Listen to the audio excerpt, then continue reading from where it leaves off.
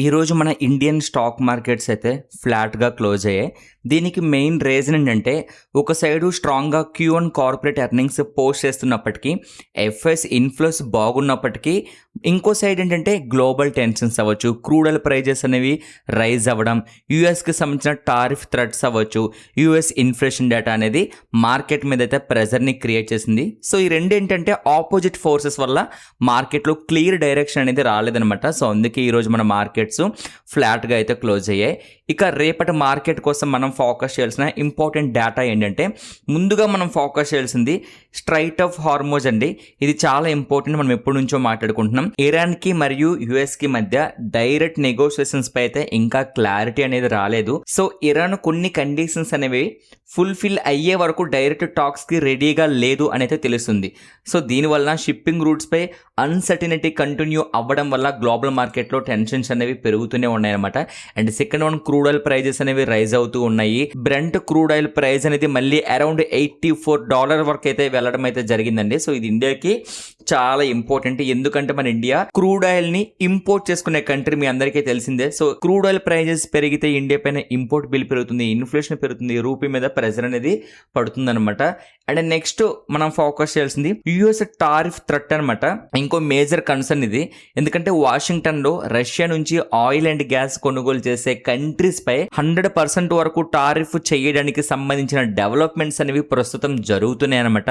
So India and China కూడా ఈ issue వల్ల ఇన్వెస్టర్స్ అటెన్షన్లో అయితే ఉన్నారు. ఇది మన మార్కెట్ పై ఎంత ఇంపాక్ట్ చూపిస్తుందా అని చెప్పి వాచ్ చేస్తున్నారు అనమాట ఇన్వెస్టర్స్.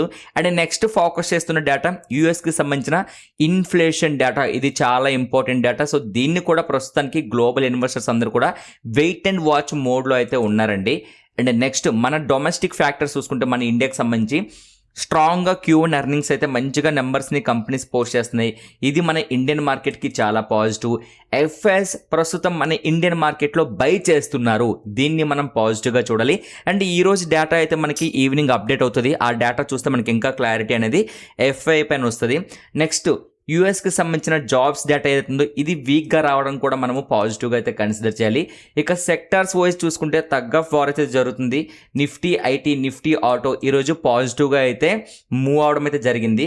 కానీ బ్యాంకింగ్ సెక్టర్లో మాత్రం సెల్లింగ్ ప్రెజర్ కనిపించింది. ప్రైవేట్ బ్యాంక్స్, పిఎస్యూ బ్యాంక్స్ అయితే సెల్లింగ్ అయితే క్లియర్గా అయితే కనిపించిందండి. సో ఫైనల్గా చెప్పాలి అంటే ప్రెజెంట్ మనం పాజిటివ్గా చూడాల్సింది స్ట్రాంగ్గా Q1 ఎర్నింగ్స్ బాగున్నాయి. First one. Second one, FI buy చేస్తున్నారు. Third one, US jobs data వీక్గా ఉంది కాబట్టి మనం పాజిటివ్గా కన్సిడర్ చేయాలి. కానీ ఇంకో సైడ్ మనం చూస్తే స్ట్రైట్ ఆఫ్ హార్మోజ్ టెన్షన్ ఉంది, క్రూడ్ ఆయిల్ ప్రైజెస్ పెరుగుతున్నాయి, యూఎస్కి సంబంధించిన టారిఫ్ థ్రెట్ అయితే ఉంది. అదేవిధంగా యూఎస్ సిపిఐ పైన ఇంకా క్లారిటీ లేదు. కాబట్టి ప్రస్తుతానికి ఇన్వెస్టర్స్ ఒక కన్ఫ్యూజన్ స్టేజ్లో ఉండడం వల్ల ఈరోజు మార్కెట్స్ అనేవి ఫ్లాట్గా క్లోజ్ అవడం అయితే జరిగింది. అండ్ ఫ్రెండ్స్ నెక్స్ట్ మనం ఫోకస్ చేయాల్సిన ఇంపార్టెంట్ డేటా మీకు ఇక్కడ కనిపిస్తుంది కదండి. సో ఈ డేట్స్ అండ్ ఈ డేటా గుర్తుపెట్టుకోండి. 12th ఆగస్టున ఇండియాకి సంబంధించిన ఇన్ఫ్లేషన్ డేటా రాబోతుంది. అదేవిధంగా యూఎస్కి సంబంధించిన ఇన్ఫ్లేషన్ డేటా రాబోతుంది. ఆ నెక్స్ట్ డే యూఎస్కి సంబంధించిన జాబ్లెస్ క్లైమ్స్ డేటా రాబోతుంది. 14th ఆగస్టున WPI inflation data year on year కూడా రాబోతుంది అనమాట. సో ఈ డేటా పైన మనము ఫోకస్ చేయాల్సి ఉంటుంది అనమాట. ఇక ఫ్రెండ్స్ ఎవరైతే నిఫ్టీలో కానీ, సెన్సెక్స్లో కానీ, బ్యాంక్ నిఫ్టీలో కానీ ట్రేడ్ చేస్తున్నారో చాలా జాగ్రత్తగా ట్రేడ్ చేయండి. ఆప్షన్ బయింగ్ చేసే వాళ్ళు చాలా చాలా జాగ్రత్తగా ఉండండి. మార్కెట్ ఈ 2 days కూడా టూ మచ్ వోల్టైల్గా ఉండే అవకాశాలు ఎక్కువ ఉన్నాయి కాబట్టి చాలా జాగ్రత్తగా మీరు ట్రేడ్ చేయడానికి ప్రయత్నించండి. ఫ్రెండ్స్ నెక్స్ట్ మనం ఆయిల్ ఇండియా కోసం అయితే మాట్లాడదామండి. యాక్చువల్గా ఈ కంపెనీలో మంచి మూమెంటం అయితే కనిపిస్తుంది. ఈ కంపెనీ యొక్క షేర్ ప్రైస్ కూడా రైజ్ అవుతూ ఉంది. దానికి ప్రధాన కారణం ఏంటని మనం చూసుకుంటే వీళ్ళు పోస్ట్ చేసిన క్వార్టర్లీ నెంబర్స్ అండి. సింపుల్గా చెప్పాలంటే year on year point of లో చూసుకుంటే సేల్స్లో ఎక్సలెంట్ గ్రోత్ కనిపించింది. అండ్ క్వార్టర్ ఆన్ క్వార్టర్ కంపారిజన్లో కూడా చాలా మంచి గ్రోత్ అయితే వీళ్ళు చూపించడం జరిగింది. అండ్ ఆపరేటింగ్ ప్రాఫిట్లో కూడా వీళ్ళు year on year point of లో గ్రోత్ చూపించారు. అండ్ క్వార్టర్ ఆన్ క్వార్టర్ కంపారిజన్లో కూడా చాలా మంచి గ్రోత్ చూపించారు. ఆపరేటింగ్ ప్రాఫిట్ మార్జిన్లో కూడా వీళ్ళు ఎక్సలెంట్ గ్రోత్ అయితే చూపించడం జరిగింది. అండ్ ఫైనల్గా నెట్ ప్రాఫిట్ కోసం మాట్లాడుకుంటే లాస్ట్ ఇయర్ 2047 crores పోస్ట్ చేస్తే ఇప్పుడు డబుల్ ఆల్మోస్ట్ 4027 crores అండి. చూడండి ఎక్సలెంట్ గ్రోత్ అనేది క్లియర్గా కనిపించింది. అండ్ క్వార్టర్ అండ్ క్వార్టర్ కంపారిజన్లో కూడా చాలా మంచి గ్రోత్ అనేది నెట్ ప్రాఫిట్లో కనిపించింది. సో ఇంత మంచిగా నెంబర్స్ని పోస్ట్ చేసేటప్పుడు ఇన్వెస్టర్స్ ఊరుకుంటారా చెప్పండి. సో అందుకే ఈ స్టాక్లో కంటిన్యూస్గా బయ్యింగ్ అయితే కనిపిస్తుంది.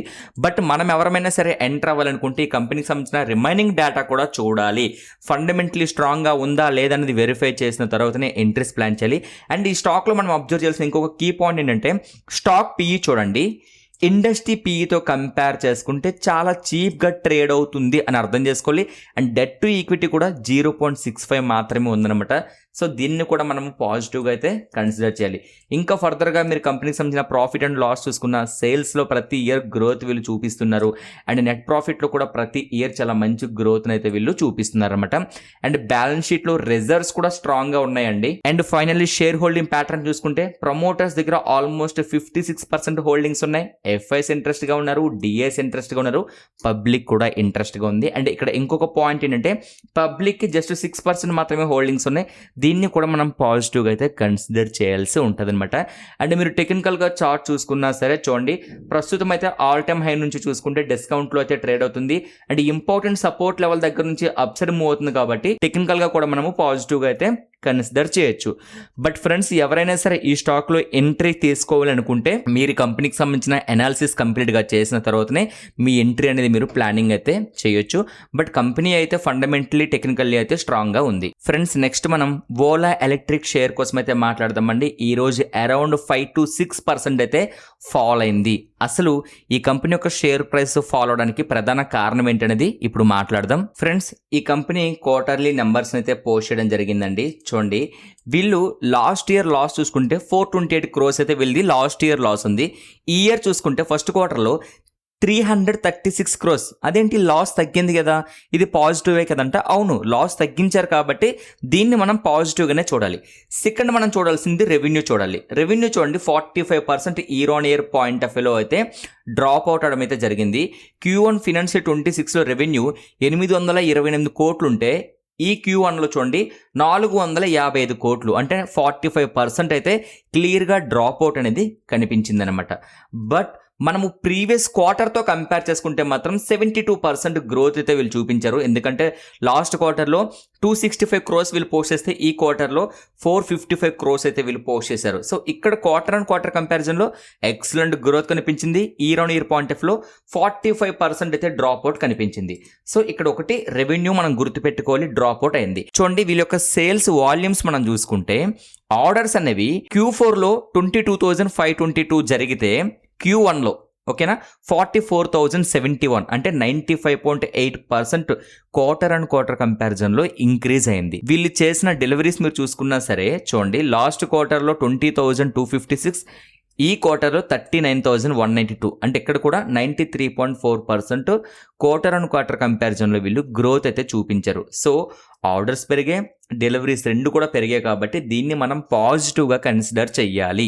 నెక్స్ట్ మార్కెట్ షేర్ కోసం మాట్లాడుకుంటే రిజిస్ట్రేషన్స్ చూడండి 97% క్వార్టర్ అండ్ క్వార్టర్ అయితే పెరగడం అయితే జరిగింది. అండ్ మార్కెట్ షేర్ కూడా లాస్ట్ క్వార్టర్తో కంపేర్ చేసుకుంటే 8.4% అయితే రైజ్ అయింది. ఇది కూడా పాజిటివే. మరి మార్కెట్ షేర్ ఎందుకు ఫాల్ అయింది? ఇప్పుడు మనం మాట్లాడుకున్న డేటాలో పాజిటివ్స్ ఉన్నాయి, నెగిటివ్స్ ఉన్నాయి. మార్కెట్ షేర్ ఎందుకు ఫాల్ అయింది అంటే చూడండి, బ్రోకరేజెస్ కి ఫ్యూచర్ గ్రోత్ సస్టైనబిలిటీ మీద డౌట్స్ అయితే ఉన్నాయి. ఎందుకు ఈ కంపెనీ సస్టైన్ అవ్వలేదని బ్రోకరేజెస్ అనుకుంటున్నాయి అంటే చూడండి, జూలైలో ఓలా మార్కెట్ షేర్ అనేది 8.3% నుంచి 6.5%కి తగ్గిందనమాట. ఇది ఫస్ట్ పాయింట్. ఇది మోస్ట్ ఇంపార్టెంట్ పాయింట్. వీళ్ళ యొక్క మార్కెట్ షేర్ అనేది 8.3% నుంచి 6.5%కి తగ్గింది. అండ్ నెక్స్ట్ పాయింట్, టీవీఎస్ అవ్వచ్చు, బజాజ్ అవ్వచ్చు, హీరో మోటార్స్ ఏవైతే ఉన్నాయో ఈ కాంపిటీటర్స్ యొక్క కెపాసిటీ అనేది పెంచుకుంటున్నారు అనమాట వీళ్ళు స్లోగా. ఓకేనా, ఈ ఓలాకి ఎవరైతే కాంపిటీటర్స్ ఉన్నారో వీళ్ళ యొక్క కెపాసిటీని వీళ్ళు పెంచుకుంటూ ఉన్నారన్నమాట. సో అందుకే ఫ్యూచర్లో సేల్స్ కానీ మార్కెట్ షేర్ మీద కానీ ప్రెజర్ పెరిగే అవకాశం అనేది ఉంది అని చెప్పి బ్రోకరేజెస్ అనేవి ఎక్స్పెక్ట్ అయితే చేస్తున్నాయి. ఇక సింపుల్గా ఈ కంపెనీలో మనం నెగిటివ్స్ ఏం చూడాలి, బ్రోకరేజెస్ ఏం చూస్తున్నాయి అంటే చూడండి, రెవెన్యూ డిక్లైన్ అయింది, 45% ఫాల్ అయింది, మార్జిన్స్లో ప్రెజర్ కనిపిస్తుంది, కాంపిటీషన్ మరింత పెరుగుతుంది, క్యాష్ బర్న్ కన్సర్న్ కూడా ఉందన్నమాట. సో వీటి వలన ఇన్వెస్టర్స్ భయపడి ఈ కంపెనీలో ఉన్న షేర్స్ని వాళ్ళు సెల్ చేయడం స్టార్ట్ చేశారు కాబట్టి కంపెనీ యొక్క షేర్ ప్రైస్ అనేది ఫాలో అవుతుంది అని గుర్తుపెట్టుకోవాలి. ఇక ఎవరైతే ఈ కంపెనీలో ఇన్వెస్ట్మెంట్ చేస్తున్నారో మీరు ఫోకస్ చేయాల్సిన ఇంపార్టెంట్ డేటా అండి ఇది. అందులో మొదటగా ఇందులో మనం పాజిటివ్స్ ఏం చూడాలి, ఒకటి లాసెస్ తగ్గాయి, నెట్ ప్రాఫిట్లో మనం ఆల్రెడీ మాట్లాడుకున్నాం, అండ్ ఆర్డర్స్ పెరిగాయి, ఇది పాజిటివ్. మార్కెట్ షేర్ అనేది Q1లో ఇంప్రూవ్ అయింది, సో ఇది కూడా పాజిటివ్ అనమాట. మరి నెగిటివ్స్ ఏంటి, రెవెన్యూ 45% ఫాల్ అయింది, జూలై మార్కెట్ షేర్ అనేది మళ్ళీ తగ్గింది, కాంపిటీషన్ అనేది బాగా పెరుగుతుంది, మార్జిన్స్ ప్రెజర్లో ఉన్నాయి, క్యాష్ బర్న్ కన్సర్న్ కూడా ఉందన్నమాట. సో ఇవి నెగిటివ్స్ అనమాట. సో ఫ్రెండ్స్, ఈ కంపెనీ యొక్క షేర్ ప్రైస్ అనేది ఫాలో అవడానికి ప్రధాన కారణాలు ఇక్కడ కనిపిస్తున్న ఈ నెగిటివ్ పాయింట్స్ అనమాట. ఇక ఈ కంపెనీ మీరు టెక్నికల్గా చూసుకున్నా సరే బాగానే ఫాలో అవుతూ ఉంది. ఎవరైతే ఆల్రెడీ ఎంటర్ అయినారో ఈ కంపెనీతో చాలా జాగ్రత్తగా ఉండండి అని మాత్రం నేనైతే చెప్తానమాట. సో ఫ్రెండ్స్, మీకు ఒక క్లారిటీ వచ్చింది కదా. ఈ స్టాక్ ఫాలో అవడానికి ప్రధాన కారణం వీళ్ళు పోస్ట్ చేసిన క్వార్టర్లీ నెంబర్స్ కూడా నెగిటివ్గా ఉండడం వలన ఫాలో అనేది కంటిన్యూ అవుతూనే ఉందన్నమాట. ఫ్రెండ్స్, ఫైనల్గా మనం దూత్ ట్రాన్స్మిషన్ IPO కోసం అయితే మాట్లాడే ముందు ఇప్పటి వరకు ఇన్ఫర్మేషన్ ఏదైతే మనం ప్రొవైడ్ చేశామో ఈ ఇన్ఫర్మేషన్ మీకు నచ్చితే లైక్ చేసి ఛానల్ని సబ్స్క్రైబ్ చేసి రెగ్యులర్గా ఫాలో అవ్వండి. అండ్ మన ఫ్రీ టెలిగ్రామ్ ఛానల్ డిస్క్రిప్షన్లో ఉంది, దాని ద్వారా మీరు మన ఛానల్లో అయితే జాయిన్ అవ్వచ్చు. అండ్ ఫ్రెండ్స్, మీకు స్టాక్ మార్కెట్ రిలేటెడ్గా ఎలాంటి సపోర్ట్ కావాలన్నా సరే మన వాట్సాప్ లింక్ కూడా ప్రొవైడ్ చేసాము, దాని ద్వారా మీరు మమ్మల్ని కాంటాక్ట్ చేస్తే మీకు ఎలాంటి హెల్ప్ కావాలన్నా సరే మేము ఫ్రీగా అయితే ప్రొవైడ్ చేస్తాము. సో ప్రతి ఒక్కరు వీడియోని లైక్ చేసి ఛానల్ని సబ్స్క్రైబ్ చేసి వీడియో అయితే కంటిన్యూ చేయండి. ఫ్రెండ్స్, ముందుగా ఈ IPOకి సంబంధించిన డీటెయిల్స్ మనం మాట్లాడుకుంటే చూడండి, IPO సైజ్ ఎంత అంటే 3066 కోట్లు అనమాట. IPOకి సంబంధించిన ప్రైస్ బ్యాండ్ చూసుకుంటే 829 నుంచి 871 వరకు అయితే ఇవ్వడం జరిగింది. IPO ఆగస్టు 10 ఓపెన్ అవుతుంది, ఆగస్టు 12 క్లోజ్ అవుతుంది.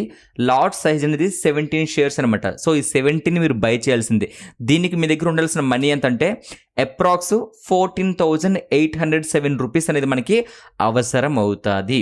సో ఇది IPOకి సంబంధించిన డీటెయిల్స్ అనమాట. ఇంకా ఫర్దర్గా మనం మాట్లాడుకుంటే ఈ IPOలో మనం పాజిటివ్గా చూడాల్సింది ఏంటంటే GMP గ్రే మార్కెట్ ప్రీమియం అనమాట. సో ఇది ప్రజెంట్ 30% పాజిటివ్లో లిస్టింగ్ అయ్యే అవకాశాలు ఉన్నాయని చెప్పి ఇండికేషన్ అనేది ఇస్తుంది అనమాట. సో ఇది 100% గ్యారంటీ అయితే కాదండి, చేంజ్ అయ్యే అవకాశాలు ఉంటాయి. బట్ ప్రజెంట్ మనం GMP చూసుకుంటే మాత్రం 30% పాజిటివ్గా ఉంది. అంటే అరౌండ్ 259 రూపీస్ అనేది ఒక షేర్ ప్రైస్ పైన పెరిగే అవకాశాలు కనిపించడాన్ని ఇన్వెస్టర్స్ ఎప్పుడు కూడా పాజిటివ్గానే చూస్తారనమాట. సో GMP ఎప్పుడు పెరుగుతుంది అంటే ఇన్వెస్టర్స్ పాజిటివ్గా ఈ కంపెనీని చూసినప్పుడే పెరుగుతుంది, కాబట్టి దీన్ని మనము పాజిటివ్గా కన్సిడర్ చేయొచ్చు. And second one, anchor investors support కూడా ఈ IPOకి అయితే ఉంది. IPO ముందు మీరు చూసుకుంటే 72 యాంకర్ ఇన్వెస్టర్స్ నుంచి కూడా కంపెనీకి సపోర్ట్ అనేది రావడం అయితే జరిగింది. అరౌండ్ 918 crores అయితే వీళ్ళు రైజ్ చేశారు. షేర్ని 871 దగ్గర అయితే అలౌట్ అయితే చేశారనమాట. నెక్స్ట్, అసలు ఈ కంపెనీ ఏంటి, ఈ కంపెనీ యొక్క బిజినెస్ ఏంటనేది మనం మాట్లాడుకుంటే ఫ్రెండ్స్, ఇక్కడ మీరు క్లియర్గా చూడొచ్చు, ఈ company automotive electronics components company అనమాట. సో వీళ్ళు ఇక్కడ మీకు కనిపిస్తున్న ఈ ప్రొడక్ట్స్ ఏవైతే ఉన్నాయో వీటిని వీళ్ళు మ్యానుఫ్యాక్చరింగ్ అయితే చేస్తారు. ఇక ఈ కంపెనీకి సంబంధించి EV గురించి అయితే మనం మాట్లాడాలండి. ఇది చాలా ఇంపార్టెంట్. ఎందుకు అంటే ఈ దూత్ ట్రాన్స్మిషన్ ఏదైతే ఉందో ఈ company 2 wheelers and 3 wheelers wiring harness మార్కెట్లో స్ట్రాంగ్ పొజిషన్లో కూడా ఉంది అని అయితే మనము అర్థం చేసుకోవాలి.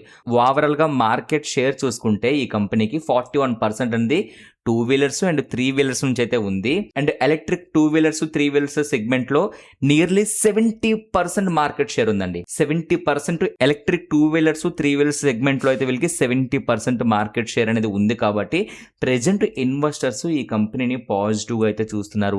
ఈవీకి ఫ్యూచర్లో ఎట్లనో మంచిగా మార్కెట్ అనేది ఉంటుంది కాబట్టి ప్రస్తుతం అయితే చాలా పాజిటివ్గా అయితే కన్సిడర్ చేస్తున్నారు. అందుకే మీరు గ్రే మార్కెట్ ప్రీమియం చూసుకున్నా సరే మనకి పాజిటివ్గా అయితే కనిపిస్తుంది అనమాట. ఇక నెక్స్ట్, ఈ కంపెనీ ఈవీకి ఎంతవరకు రెడీగా ఉంది అనేది మనం చూసుకుంటే కంపెనీ ఆటోమేటివ్ ప్రొడక్ట్స్ పోర్ట్ఫోలియోలో అప్రాక్స్ 95% కూడా EV focused or powertrain న్యూట్రల్గా అయితే ఉందండి. ఓకే, అంటే ఈవీ గ్రోత్తో కంపెనీ బెనిఫిట్స్ పొందగలిగే పొజిషన్లో ఉంది కాబట్టి ఫ్యూచర్లో ఈవీకి తిరుగు ఉండదు కాబట్టి ఈ కంపెనీ పైన ఇన్వెస్టర్స్ అనేవాళ్ళు పాజిటివ్గా అయితే చూస్తున్నారు అని అయితే మనము గుర్తుపెట్టుకోవాలి. ఇక నీ కంపెనీకి సంబంధించిన ఫైనాన్షియల్ పర్ఫార్మెన్స్ మనం చూసుకుంటే ఫినాన్షియల్ 25 to 26 చూడండి. ఫినాన్షియల్ 25లో 3,472 crores టోటల్ ఇన్కమ్ కనిపిస్తే ఫినాన్షియల్ 26లో 4,563 crores అంటే 31% గ్రోత్ కనిపించింది. ప్రాఫిట్ ఆఫ్టర్ ట్యాక్స్లో కూడా అరౌండ్ 12% గ్రోత్ అనేది కనిపించింది. సో దీన్ని బట్టి కంపెనీ రెవెన్యూ గ్రోత్ అనేది స్ట్రాంగ్గా ఉంది, ప్రాఫిట్ కూడా ఇంప్రూవ్ అయ్యింది కాబట్టి ఈ కంపెనీని మనము పాజిటివ్గా అయితే కన్సిడర్ చేయొచ్చు అనమాట. సో ఈ కంపెనీకి సంబంధించిన ఫైనాన్షియల్స్ మనం చూసుకున్నా సరే చాలా స్ట్రాంగ్గా ఉన్నాయని అయితే మనము గుర్తుపెట్టుకోవాల్సి ఉంటుంది అనమాట. ఇక ఫ్రెండ్స్, ఈ ఐపీఓలో మీరు ఎవరైనా పార్టిసిపేట్ చేశారా లేదా అనేది కింద కామెంట్స్లో అయితే తప్పకుండా చెప్పండి. అండ్ ఈ వీడియో మీకు నచ్చితే లైక్ చేసి ఛానల్ని సబ్స్క్రైబ్ చేయండి. Thank you so much friends.